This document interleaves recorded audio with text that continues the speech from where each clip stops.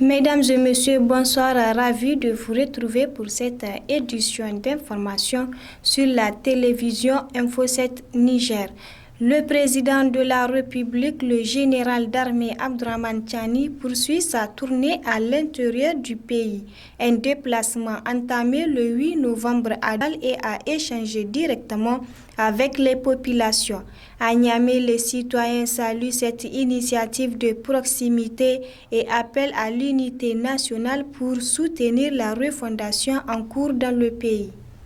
Cette tournée en profondeur du Niger est une première parce qu'on n'a jamais constaté un président de la République qui fait le tour des régions, y compris à l'intérieur des régions, pour aller en contact des communautés, rendre visite aux communautés et discuter avec elles pour s'enquérir de leurs conditions de vie et d'existence.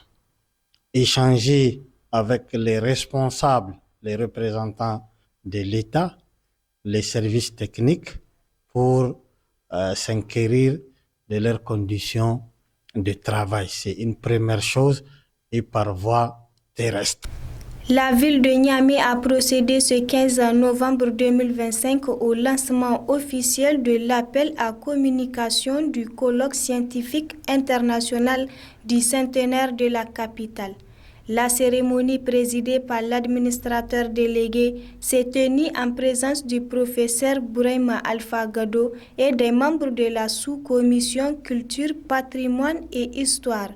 Placé sous le thème Niamey 100 ans d'histoire, de résilience et d'avenir, ce colloque vise à retracer l'histoire de la ville et à réfléchir collectivement sur son avenir.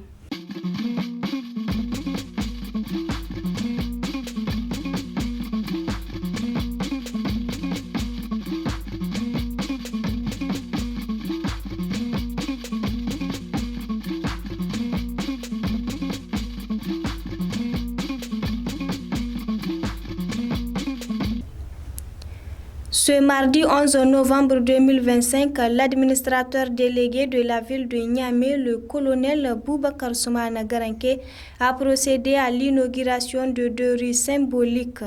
La première, dans la commune 4, porte désormais le nom de rue Mahaman Abdoudi Sagalo, en hommage au célèbre lutteur traditionnel.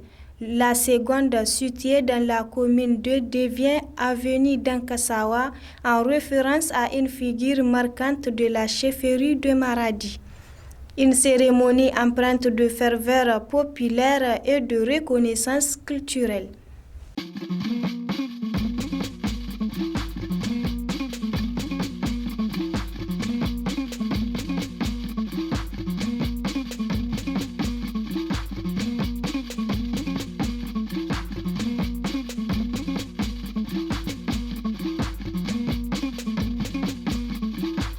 L'église des Assemblées de Dieu du Nouveau Marché a vibré ce dimanche matin au rythme de la Semaine nationale de la jeunesse chrétienne, placée sous le thème Contribution de la jeunesse chrétienne des Assemblées de Dieu à la refondation du Niger.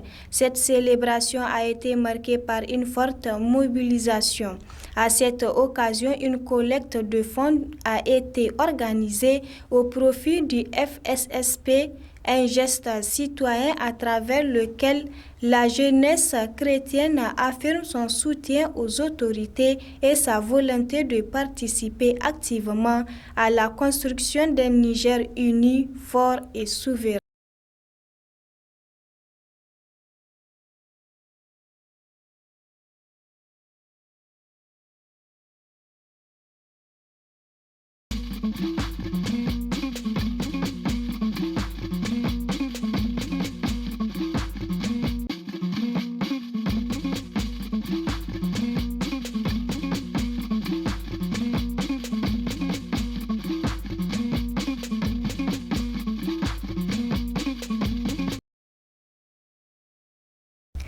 À présent, l'actualité internationale. Au Bénin, l'Assemblée nationale a adopté une révision constitutionnelle historique ce 14 novembre 2025 avec 90 voix pour sur 109 députés.